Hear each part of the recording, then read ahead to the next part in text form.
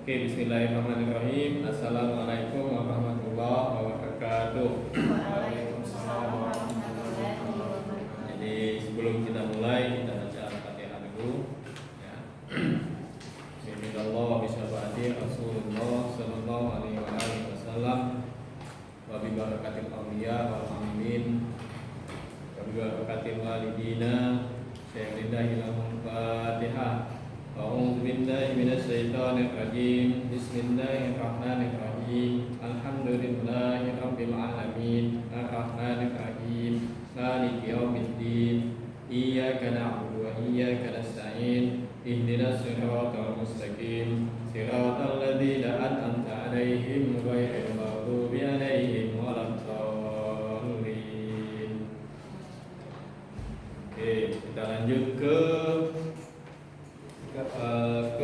transformasi Galileo ya. Oke. Transformasi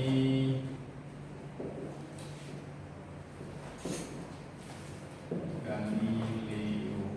Atau selesai minggu kemarin ini? Belum. Baru sih kok. Hah? Belum selesai? Oh, kerangka acuan. Makanya sih ya. Kita ke transformasi Galileo. Nah, transformasi Galileo itu maksudnya transformasi adalah apa ya? Perubahan ya, transformasi perubahan ya. Iya enggak? Transformer. Ada? Dalam transformer ada? Dari mobil jadi robot, kan? Berubah ya, bertransformasi. Nah, kalau transformasi Galileo itu maksudnya adalah perubahan pengukuran dari satu kerangka acuan ke kerangka acuan yang lain. Walaupun sebenarnya nanti transformasi Lorentz juga sama. Prinsipnya adalah bagaimana kalau besaran fisis itu kita ukur dari dari satu kerangka acuan ke kerangka acuan yang lain. Nah, itu maksudnya ya. Transformasi yang kita maksudkan itu adalah ini. Itu ide sederhananya. Yang pikir yang sederhana dulu, nanti mikirkan baru sini nggak usah. Pikirkan itu dulu. Oh, ini cuman perbedaan pengukuran saja dari satu kerangka acuan ke kerangka acuan yang lain. Misal ada sebuah kerangka acuan, dua kerangka acuan. Yang pertama ada dalam mobil, yang kedua ada di atas motor. Nah, bagaimana orang yang ada di dalam mobil mengukur suatu benda yang bergerak di depannya, yang melintas di depannya misalkan. Nah, itu bagaimana? Ternyata misal kecepatan orang yang bergerak di depannya itu 5 km per jam misalkan. Nah, kemudian orang yang di dalam mobil tadi pindah ke motor ya, yang bergerak juga. Nah, bagaimana sih kecepatan orang yang bergerak di depannya tadi? Apa masih 5 juga atau sudah naik dikit 5,5 misalnya, atau dia melihatnya dia tidak berjalan? Nah, itu namanya transformasi, perubahan pengukuran dari satu kerangka acuan ke kerangka acuan yang lain. Itu sebenarnya transformasi itu perubahan pengukuran besaran fisis. Nah, jadi tidak usah sulit-sulit pikirnya. Jadi maksudnya transformasi Galileo itu perubahan pengukuran ya. Nah, Bapak saya pakai tanda petik B. Waalaikumsalam. Perubahan pengukuran besaran fisis.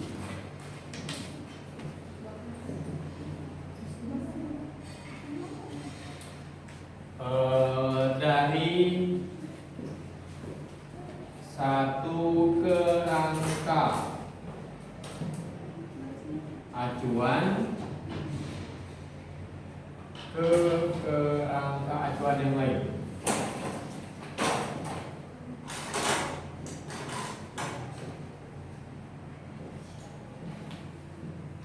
Nah, ini maksudnya ya, supaya tidak lagi membayangkan yang susah-susah, kan? Gampang. Fisika itu gampang. Ya sangat gampang.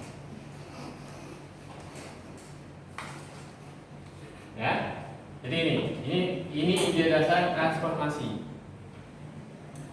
Perubahan pengukuran besaran basis dari satu kerangka acuan ke kerangka acuan yang lain. Tujuannya tadi mengetahui apa memang kecepatan yang bergerak, kecepatan mobil yang orang yang bergerak di depan mobil tadi berbeda ketika diukur dari si yang ada di motor. Kan? Sama seperti misal ada yang menguji cantiknya enggak jingok dari pipet. Nah, itu dalam kerangka acuan pipet dia cantik gitu kan. Tapi ketika dalam kerangka acuan kacamata ya, lebih cantik gitu kan? Nah, itu perbedaan kerangka acuan ya. Nah, itu maksudnya. Nah, kenapa harus dilakukan pengukuran dari kerangka acuan yang berbeda? Kenapa?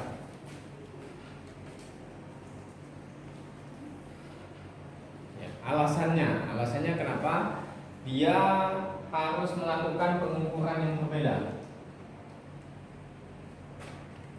Tujuannya.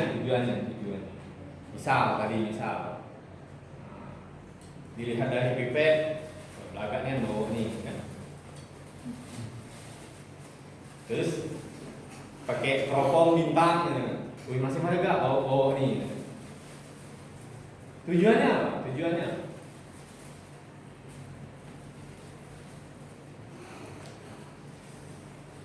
Nanti kefisikannya nanti. Lihat bawah dulu. Tujuannya apa?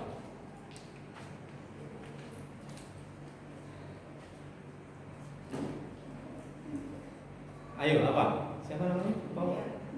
Dian. Apa Dian?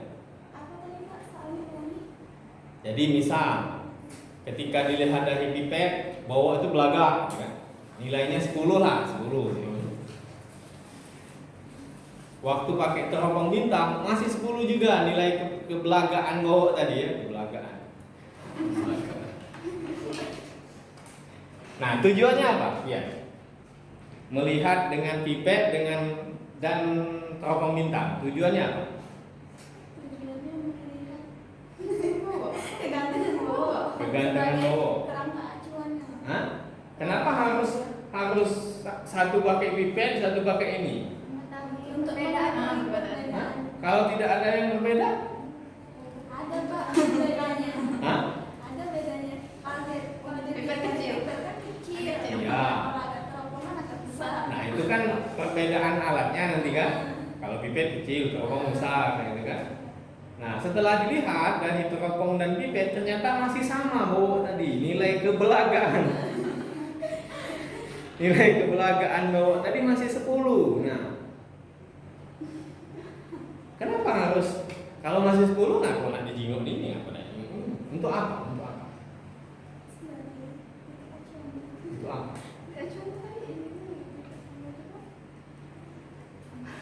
Ayo, untuk apa? Untuk mengetahui ya. Hah? Membuktikan apa? Misalkan yang di teropong satunya itu bawa tuh 10%. Nah, kita tuh ingin membuktikan apakah benar yang diteliti oleh teropong yang pertama itu. Nah, kita coba lagi dengan teropong kedua, apakah benar bahwa itu Nah, itu ya, tujuannya adalah untuk memastikan bahwa memang itulah ukurannya, itulah kenyataannya, gitu ya. Nah, sama transformasi ini juga sama ya. Kalau misalnya dari kerangka acuan yang diam dapat orang yang bergerak itu 10 misalkan 10 km per jam, tujuannya juga sama. Nanti apakah kalau diukur dari kerangka yang bergerak juga 10 juga. Jadi untuk memastikan, kenapa untuk memastikan tadi sebenarnya kalau kita mengacu contoh tadi, memang nilai kegantengan bawah tadi adalah 10. Nah, artinya kalau kita bawa ke dalam sistem fisis tadi, kita ingin memastikan bahwa apa ya, lupa, hukum fisika. Nah, hukum fisika itu akan sama saja ketika dilihat dari kerangka acuan yang berbeda. Nah, itu maksudnya ya. Jadi kenapa harus dilakukan transformasi adalah tujuannya untuk memastikan bahwa hukum fisika itu berlaku sama untuk semua kerangka acuan. Itu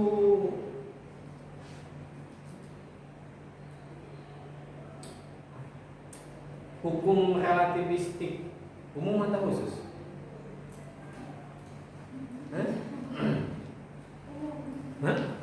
Umum. Nanti dicek ya. Nanti kita juga sampai. Jadi itu ya. Jadi tujuannya adalah untuk memastikan bahwa hukum fisika itu sama untuk semua kerangka acuan. Itu tujuannya dilakukan transformasi. Ya. Jadi transformasi itu apa? Tujuannya itu apa? Oke, itu nilai-nilai filosofisnya ya. Jadi supaya ada sensenya, ada rasanya belajar fisika, jangan cuma rumus-rumus B kan. Rumus bening kepala ada dulu kan. Ya. Oke, kita lanjut. Nah, biasanya transformasi Galileo contoh sederhananya itu adalah dua kerangka acuan yang satu bergerak dan satu diam dan satu bergerak dengan kecepatan v.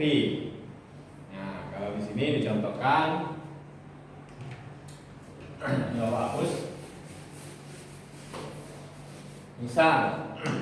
Misal ada kerangka acuan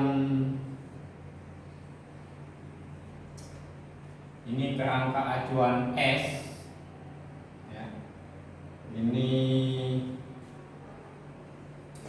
Ini sumbu X, ini sumbu Y, dan ini sumbu Z. Nah, si S ini punya kecepatan V yang sama dengan 0. Maksudnya apa? Kalau kecepatannya 0, ya tidak bergerak. Nah, itu ya, jangan bingung. Ya, jadi ini diam, itu maksudnya kan dia tidak sama dengan 0. Kau nih kecepatan kau ini 0. Kenapa kecepatanmu 0? Padahal menyinggung supaya cepat bergerak kan? Nah, itu kerangka acuan S ya. Nah, selain S ini ada kerangka acuan yang lain. Nggak ada yang warna ya. Oke lah. Warnakan penglihatanmu ya. Warnakan penglihatanmu sehingga melihat garis yang kedua ini warnanya adalah biru. Nah, ada kerangka acuan yang kedua, sebut saja S-aksen. Ya, dengan koordinat juga sama, ini Y-aksen, ini adalah X-aksen, yang ini adalah Z-aksen ya. Nah, awalnya mereka ini sama, diam sama-sama di satu titik 0,0 ya. Tapi si S ini dia punya kecepatan D-aksennya yang tidak sama dengan 0. Maksudnya adalah dia bergerak. Oke, suatu ketika setelah waktu tertentu, nah, bismillah. Ini si S dengan sumbu Y, ini sumbu Z, ini sumbu X. Suatu ketika si S ini karena kecepatannya si S aksen ini kecepatannya tidak sama dengan 0, dia sudah meninggalkan si S sejauh katakanlah di sini ya.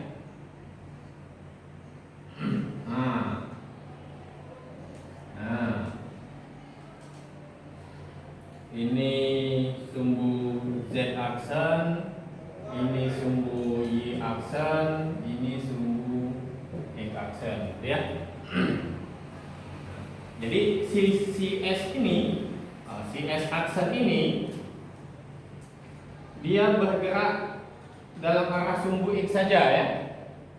Kita anggap dia bergerak dalam arah sumbu X saja, di sudut bawah ini saja dia bergerak ya.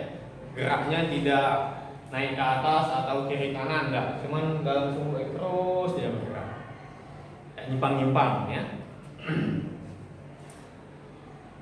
Dia meninggalkan si S ini pada jarak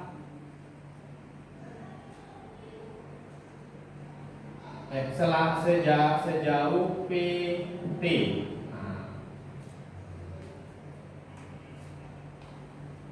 Ya kan? PT apa? Sejauh jarak dengan waktu tertentu. Kecepatannya itu adalah P aksen tadi. P aksen T. Jadi setelah dia bergerak selama T, maka jarak yang ditempuhnya S aksennya atau X aksennya itu adalah P aksen kali T, gitu kan?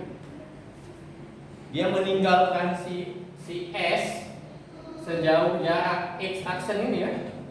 Nah, ya PT ini, P aksen T ini kan? Nah, itu maksudnya ya.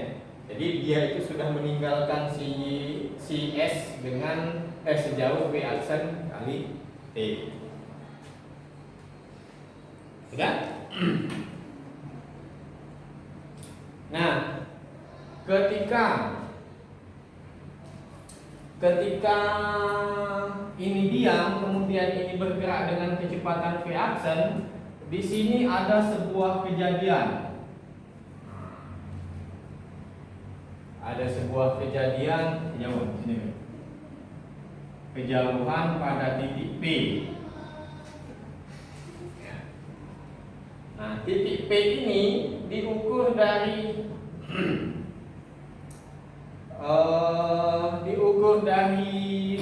si S aksen, diukur dari S ini sejauh E, ya kan? Ya, sejauh E titik P ini. Tapi bagi yang bergerak karena dia sudah meninggalkan ini sejauh X aksen. Nah, ya. Jadi ketika ini diam dan ini bergerak dengan kecepatan V aksen, mereka ini sama-sama melihat ada sebuah kejadian di titik P ini. Entah itu lampu pecah, entah itu tumburan motor, gitu kan. Pokoknya ada kejadian di sini, di titik P ini. Nah, bagi yang diam tadi, dia mengukur, oh jauh aku dengan ini adalah E. Tapi bagi yang bergerak, ya dari grafik ini kan, dia mengukur dari posisi dia sekarang di sini kan, ke sini ya. Ya, X aksen kan. Kerangka dia kan aksen, S aksen, ada Y aksen, ada X aksen, ada Z aksen. Nah, ya, yang di sini X aksen. Oke, pada titik ini ya. Paham? Bisa paham? Bisa? Ayo. Saya bingung. Masih bingung? Di mana bingungnya? Karena tak ada orang yang ketemu motor, depannya. Ayo. Oke, ulangi ya. Jadi awalnya dua kerangka acuan ini berada pada titik yang sama. Ya, awalnya pada saat T sama dengan 0. Oke, Tamila. Pada saat T sama dengan 0, dua kerangka acuan ini berada pada titik yang sama. Hanya saja bedanya si S ini diam. Nah, kemudian si P ini akan bergerak sehingga nanti dia punya kecepatan yang tidak sama dengan 0. Nah, setelah bergerak selama T, maka si E itu meninggalkan si S aksen itu meninggalkan si S sejauh PT aksen T ya. Ini ya. Nah, setelah si S aksen meninggalkan si S sejauh PT aksen, orang yang ada di kerangka S dan S aksen sama-sama melihat sebuah kejadian di titik P ini.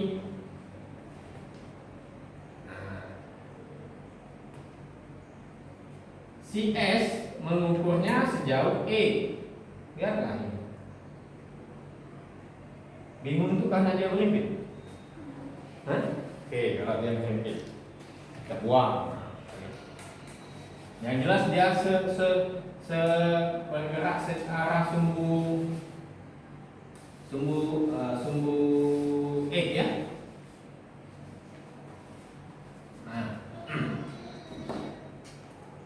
ini adalah E. Ini guna. Nah, ini kerangka acuan S aksen ya. Nah, kita pisahkan ya, tapi bergerak ke sana juga ya. Oke, ini adalah S aksen, ini adalah Y aksen, ini adalah Y aksen, ini Z aksen.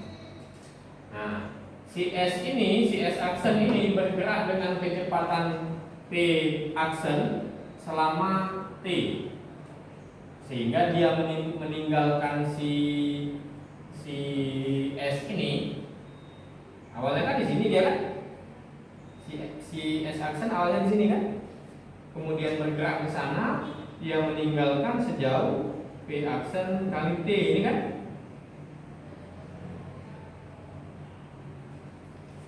Ini jarak yang ditempuh oleh si S aksen setelah bergerak selama T. Nah, ini saja.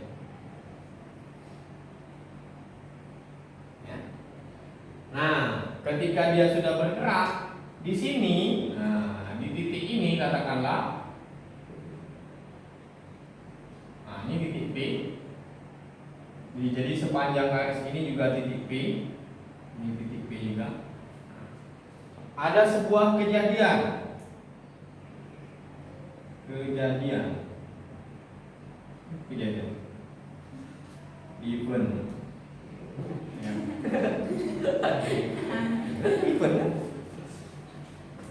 Maksudnya biar pendek nulisnya. Kalau kejadian kepanjangan, kejadian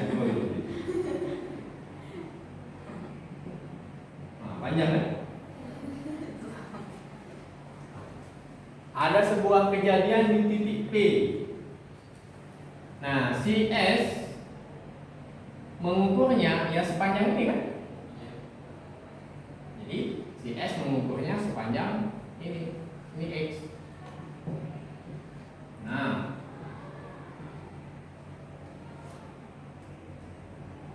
tapi orang yang bergerak dengan S dengan kecepatan V aksen tadi mengukurnya sejauh ini kan? Dari sini kan? Dia tidak dari sini kan? Karena ini adalah jarak yang ditinggalkannya. Nah, jadi dia mengukurnya sejauh ini.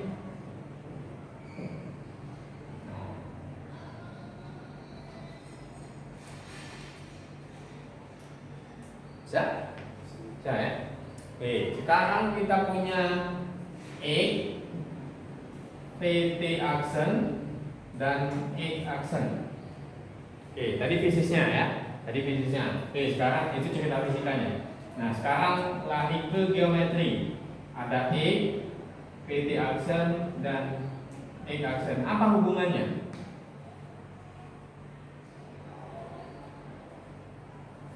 Dari sini ke sini, ini adalah E.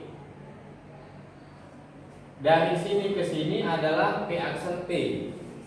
Dari sini ke sini adalah X aksen. Apa hubungannya? Ini sama ini. Itu fisis loh, itu fisis. Hubungan geometrinya. Oke, kita tinggalkan yang tadi fisisnya. Sekarang ke yang ini. Ini adalah E.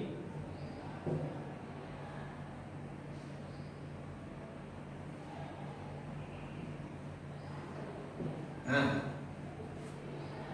ya kan? Batas ini adalah P aksen T.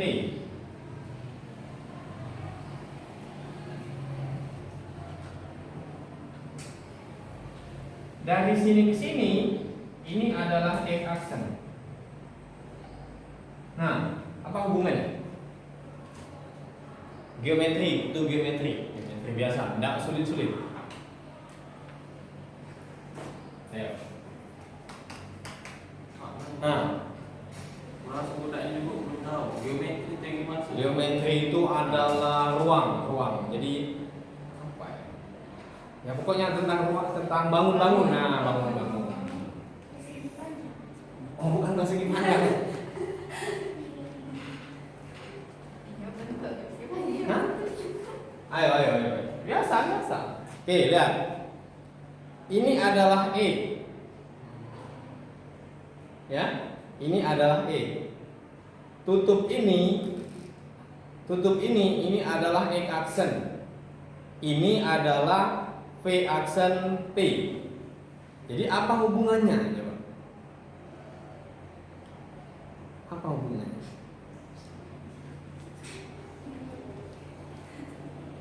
Hah? Apa hubungannya? Ini spidol lengkap ya. Ada badan spidol, ada tutup spidol. Jadi apa hubungan tutup spidol dengan badan spidol dengan spidol lengkap? Hubungannya.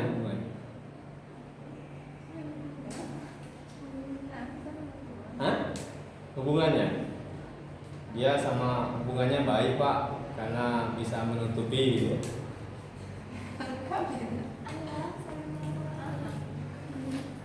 Ayo, apa? Supaya dia bisa disebut sebagai spidol lengkap. Tadi ada badan spidol, ada tutup spidol. Badan spidol dan tutup spidol harus diapakan?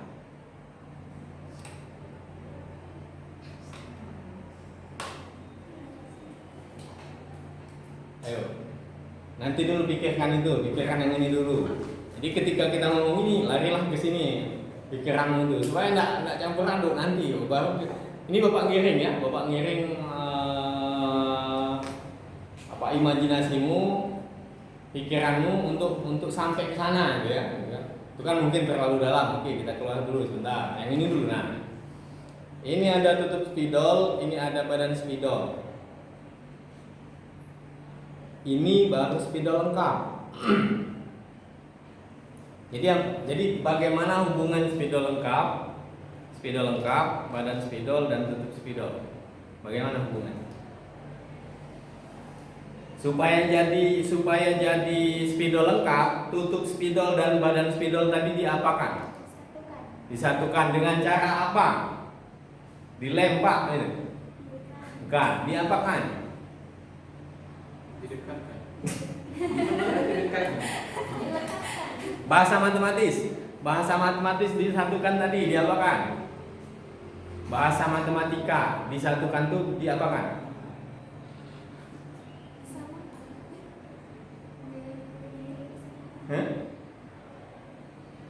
Bahasa matematis dihilangkan itu diapakan? Dihapuskan. Bagus, dihapus.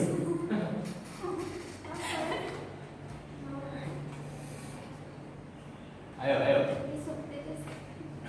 Oh, itu kecanggihan, itu kecanggihan. Kecanggihan. Ayo, dia apa kan? Ada definisi apa? Definisi misalkan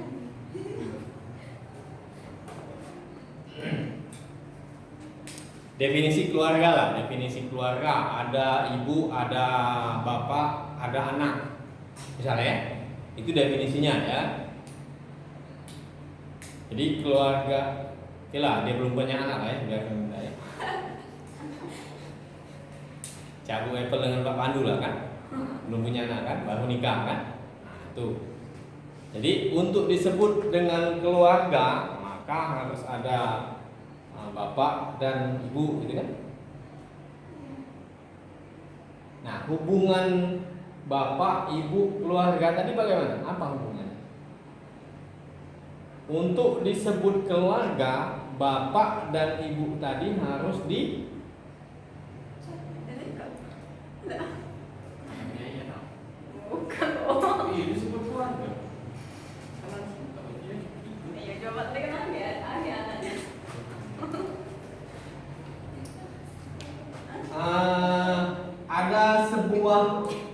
Ada sebuah sejumlah buah lah, buah dan nanti juga buah ya. Ada sejumlah, ada lima jeruk. Nah, ada 5 jeruk. Supaya jadi 3 jeruk dikurangkan. Nah, dihilangkan artinya kan 2 ya kan? Nah, itu kan. Itu kan bahasa matematika, dikurangkan. Itu kan bahasa matematika kan?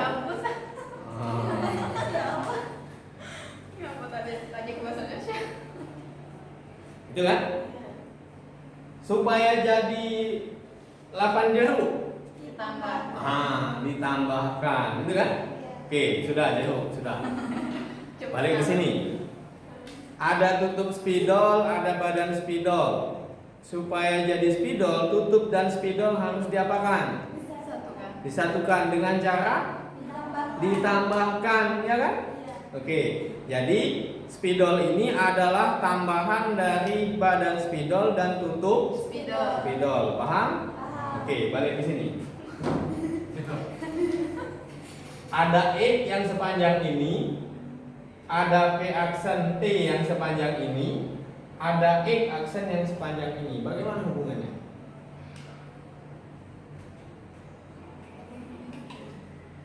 Spidol, badan spidol, tutup spidol.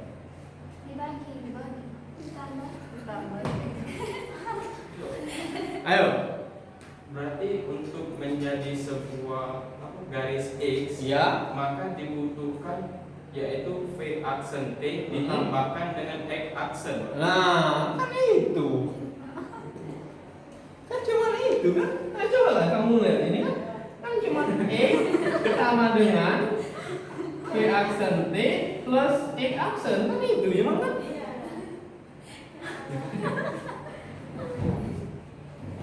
Nah, ini ada panjangnya 5. Yang ini tidak mungkin kan dia 7 kan? Ya ini 5 kan?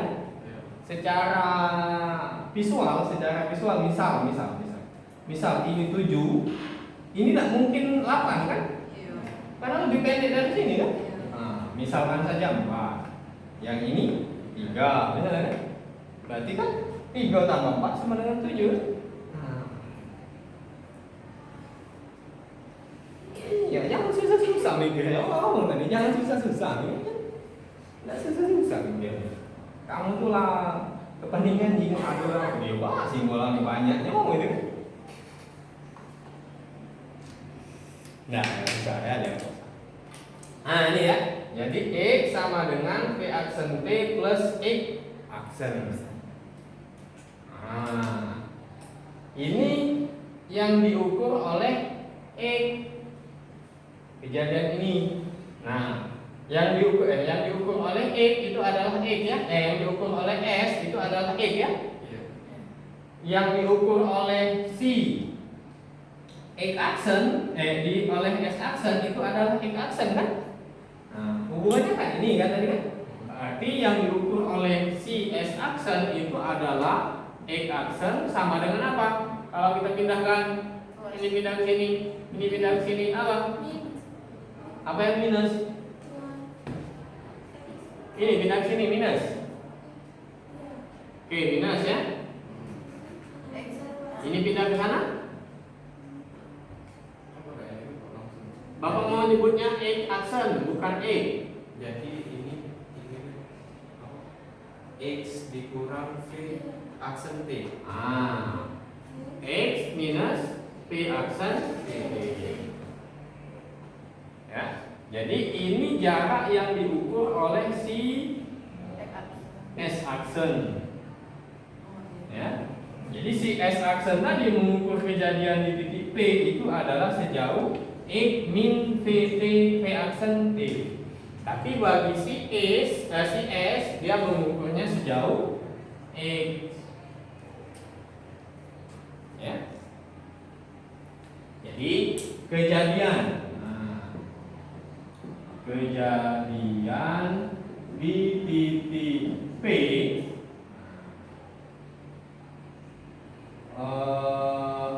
yang diukur oleh X aksen ini, X aksennya sama dengan X min T aksen T, T aksen T. Kemudian karena dia bergerak dalam suhu X, maka yang Y juga sama, Y aksen sama dengan Y, Z aksen sama dengan Z. Ya kan? Sudah cuma itu transformasi Galileo selesai.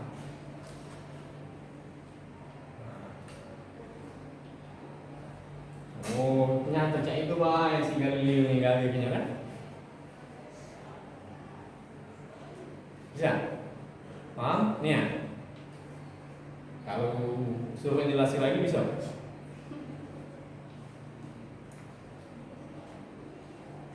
Ya, ini oleh si S aksen ya. Oleh si S dia tetap. Nah, oleh S ini ya. Kejadian di titik P yang diukur oleh S adalah seperti ini. Sejauh ya. Sejauh E. Kemudian koordinat yang lain Y dan Z. Nah, itu karena dia tidak berubah, dia ukurnya tetap E, Y, Z. Yang ini ukurnya adalah X aksen sama dengan X min Y aksen. Udah. Ya, dengan catatan waktu yang digunakan untuk mengukur oleh si S dan S aksen itu adalah sama. Jadi kalau si S ini mengukurnya dalam waktu T sama dengan 2, maka si S aksen punya waktu T sama dengan 2 juga.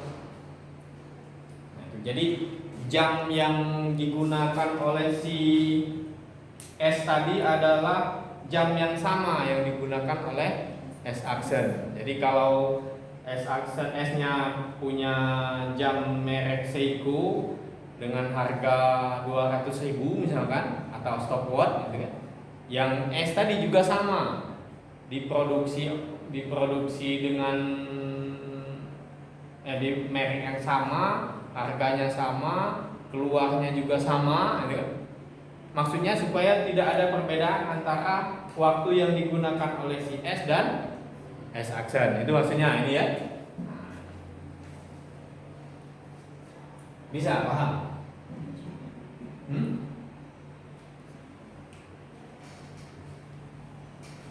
Ya, paham ya? Oh, Saya ulangi ya. Buat video jelaskan. Tugas. Oke, lanjut ya.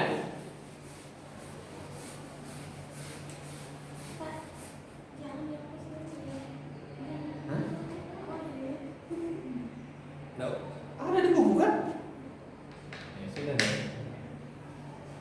Ini untuk pegang begitu buku tuh. Enak bahasa Inggris. Hah? Iya. Sudah apa? Iya. Ada video kan? Banyak yang kota be.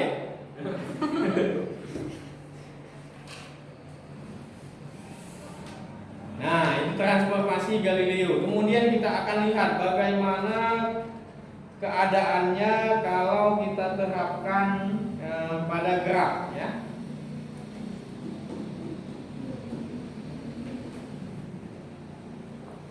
Oke, kita lihat ya.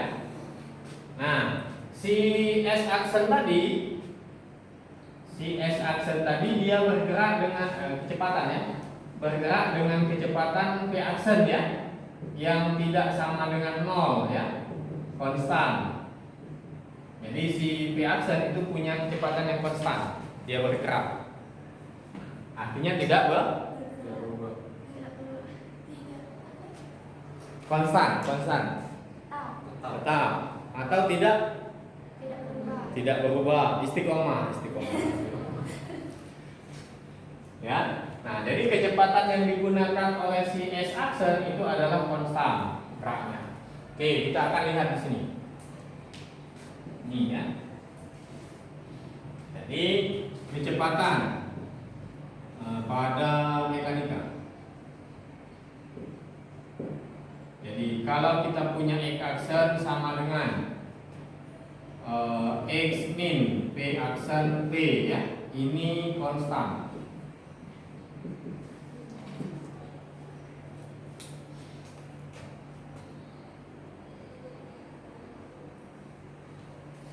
Maka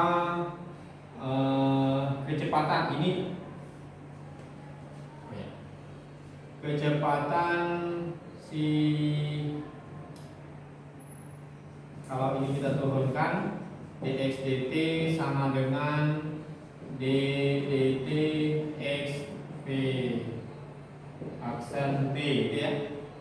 Pakai sifat distribusi, ini adalah dx dt min d dt dari p aksen t ini ya. Karena p nya konstan, maka ini misalnya p aksen d. Nah, oke.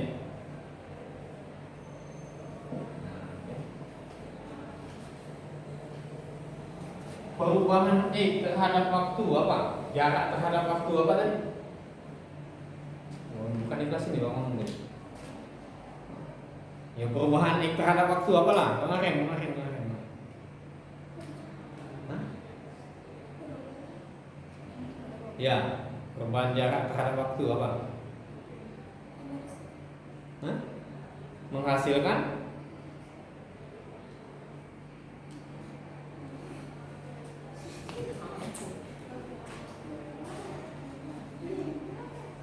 syarat benda yang bergerak apa?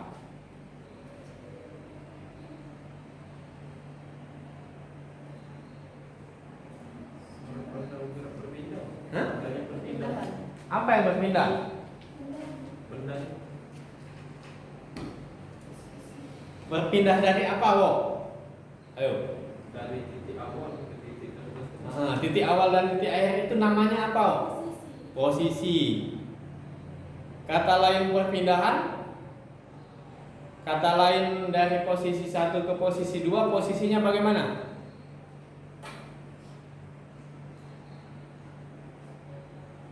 Posisinya?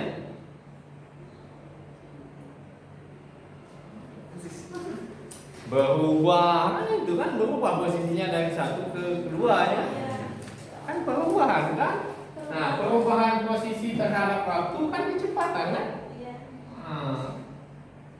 V aksen ya, karena X aksen kan.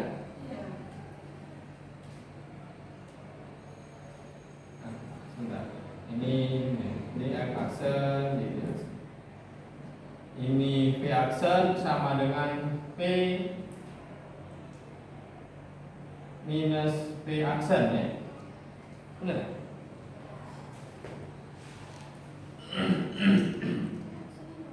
Nah, bingung ada V ada ini ya.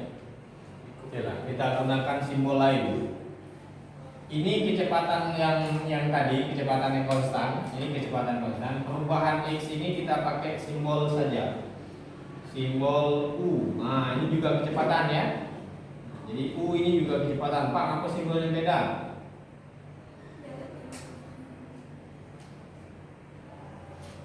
Ini ya. Jadi U aksen sama dengan U plus P. Ya. Jadi ini adalah kecepatan kerangka yang bergerak tadi setelah dia bergerak. Ini adalah sebentar. Ini adalah kecepatan si kejadian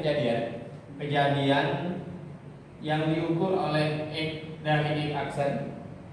Ini adalah kecepatan kejadian yang diukur dari dari S. Ini adalah kecepatan kerangka yang bergerak. Paham? Jadi ini adalah kecepatan kejadian yang P tadi ya, diukur dari S aksen. Yang ini kecepatan juga, kecepatan kejadian tadi diukur dari S ya. Ini adalah kecepatan kerangka yang bergerak. Itu ya. Jadi untuk kejadian di titik ini tadi, setelah dihitung, ternyata misal yang di sini kan kejadiannya dia bergerak juga ya. Nah, ternyata gerakan si kejadian ini diukur oleh si orang yang ada di dalam kerangka S aksen yang bergerak itu adalah P aksen. Yang ini yang diam. Yang ini adalah kerangka, kecepatan kerangkanya. Jadi misal ada kereta api. Nah, contoh yang paling sederhana yang paling banyak digunakan kereta api kan? Ada kereta api, ada orang yang ada di dalam gerbong kereta api, ada orang yang di pinggir L. Melihat seorang anak yang melintasi rel. Nyebrang. Ya. Nah, kecepatan orang yang melintasi rel tadi diukur oleh si pengamat yang ada dalam kereta yang bergerak tadi itu adalah U aksen. Bagi yang diam, orang yang diam di pinggir rel tadi itu adalah U. V ini adalah kecepatan keretanya. Paham?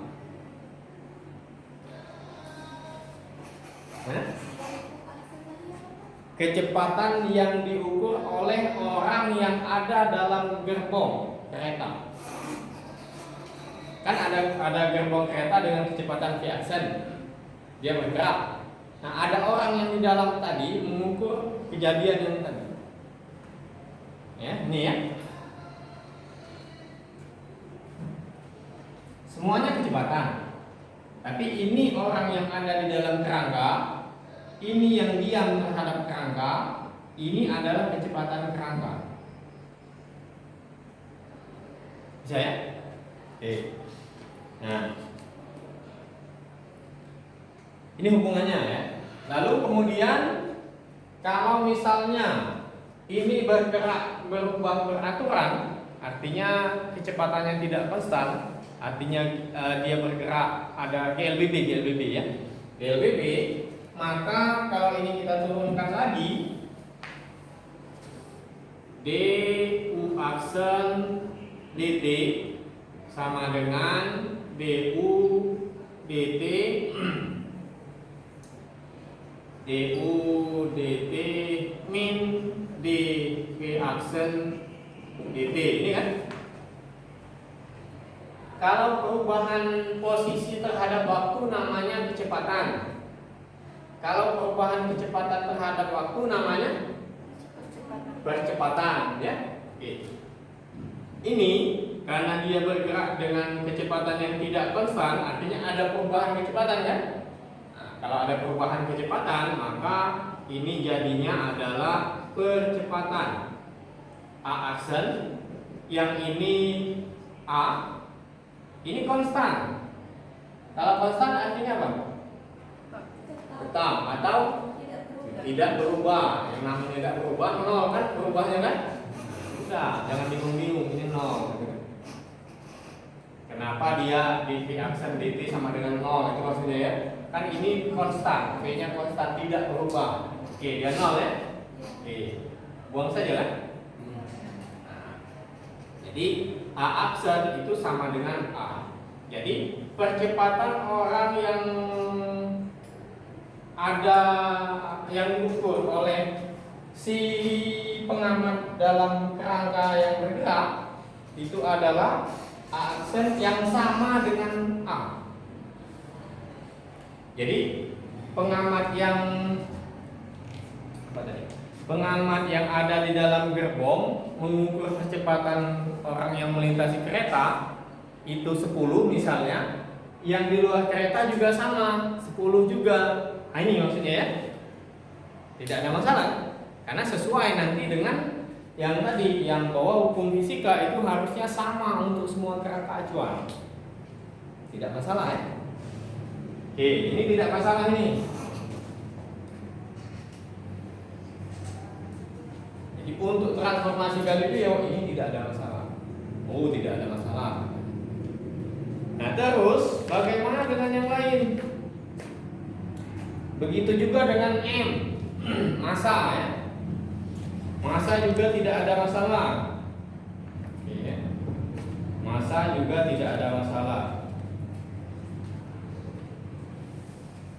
Nah, kenapa massa tidak ada masalah? Karena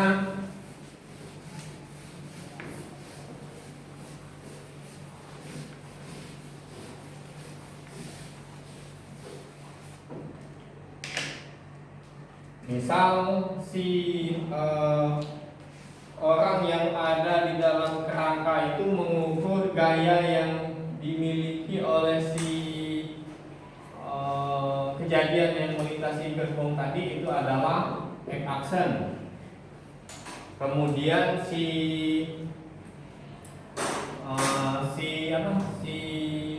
yang di pinggir rel tadi menghitungnya dengan X, gitu kan? Si ini kan, ini M aksen dikali A aksen, gitu kan? Ini juga sama, M dikali A, gitu kan?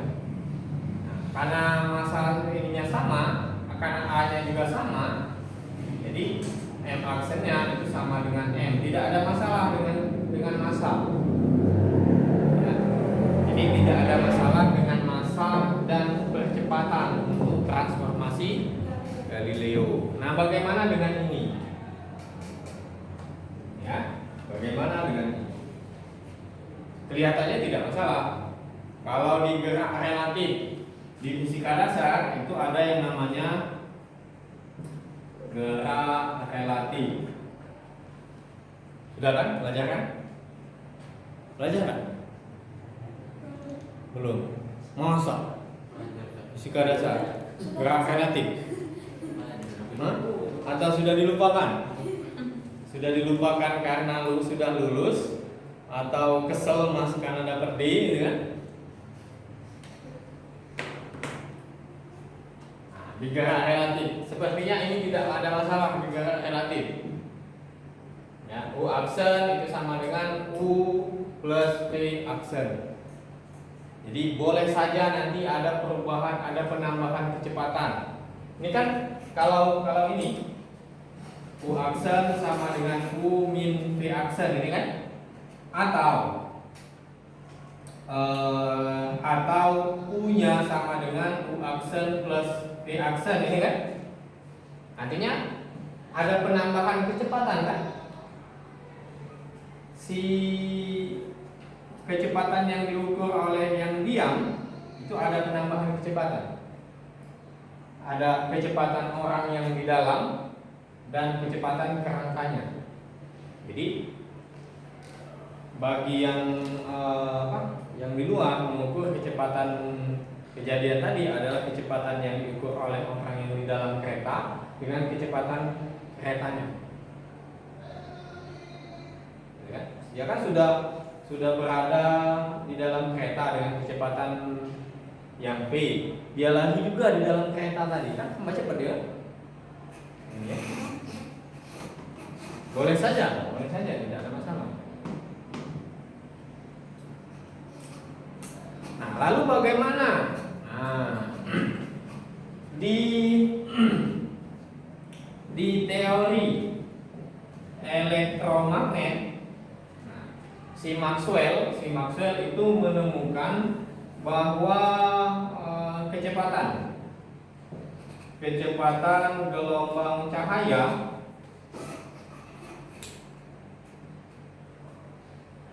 itu dia dapat dari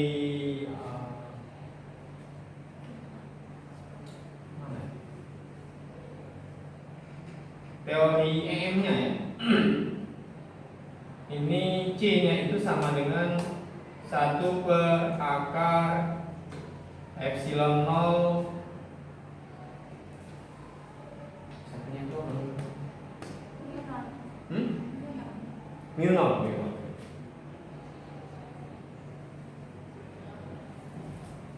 Nah, ada permeabilitas, ada permisivitas ruang hampa ya.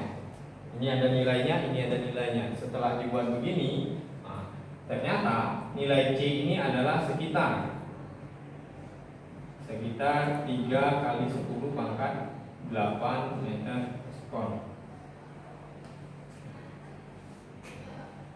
Ya, sekitar ini. Nah, ini nilai C kecepatan. Nah, nanti ada di hukum relativitas khusus. Yang pertama tadi adalah bahwa hukum fisika itu akan sama untuk semua kerangka acuan. Itu yang pertama. Kemudian kecepatan cahaya itu adalah konstan. Jadi nilai C ini adalah konstan, artinya sama untuk semua kerangka acuan. Ya, paham nggak? Ini siapa namanya? Hah?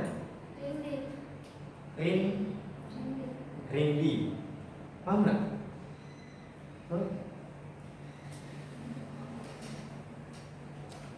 Mau nggak? Jadi C ini sama untuk semua kerangka acuan. Sama untuk semua alam, tingkatan alam. Ada alam kasar, ada alam kubur, alam gaib, itu sama semua kan? Si C ini ya.